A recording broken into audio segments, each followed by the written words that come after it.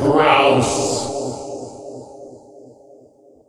No, I do think that, as you know, he has a remarkable ability to communicate with actors, and sometimes a director will come and they can be so verbose in such a way that they kind of over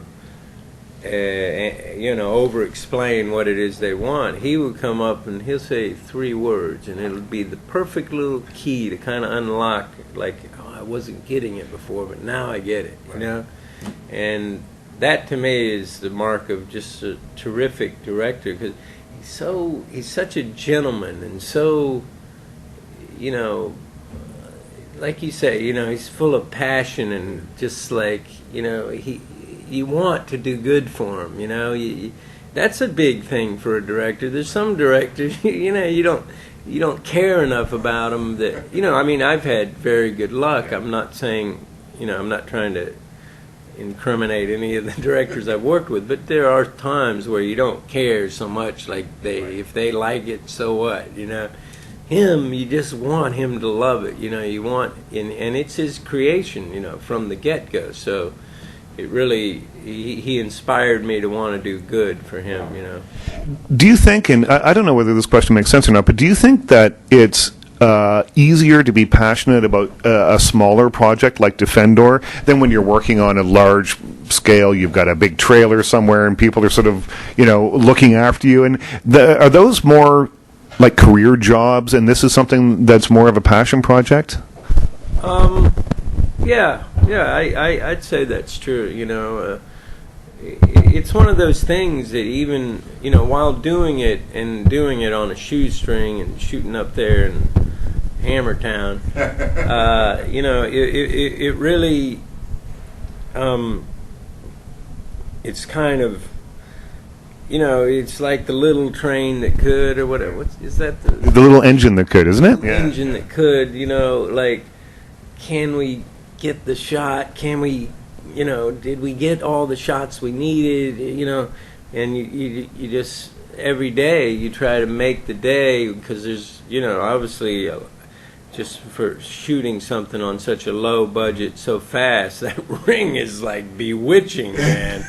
Jesus, that is wild. It's like an eye looking at you. I know. That's incredible. Well, I got it because it was made for me because I watch things for a living, so it's freaking you out. No, it's pretty cool, man. I've never seen a ring like that. The guy that made it is the guy that makes all of Keith Richards' jewelry. I met him in a pub in England, and we started talking, and I told him what I do for a living. He's like, "You got to come see me," and he made me the ring. No kidding. Yeah. But was it his idea, the eye? Yeah. Wow, because you watch things for a living. And it's a real glass eye. I've worn this ring for 10 years, and you can tell. I mean, it's been bashed around and stuff. That's what it is. It's a real glass eye. Yeah, it's a real glass wonder eye. It's so real. And so, but the ring is bashed up, but the glass eye, not so much. Like, I don't know what they make them out of, but I guess... They must have a real strong... Yeah. Shit, I'm sorry. Well, that's okay. The ring transfixes people. Yeah, it really does. But we're just talking about shooting Defender in Halifax. Or in and Hamilton, then, you get to where, did we get that? And then you get to, I don't know, am I doing this right? And is this being shot right? And, all of the questions. And then you come to the point where you see it, like I saw it not that long ago, and I was like, damn, I can't believe what a wonderful job he did. And now starts an even bigger hurdle, which is to get people to see it, But even to get to the point where you're like, oh my God, Peter really made a terrific movie, and he's really a terrific director. All that is a great feeling. And then, of course, you want people to see it. And again, it's the little engine that could or maybe couldn't. It's hard to, get a movie.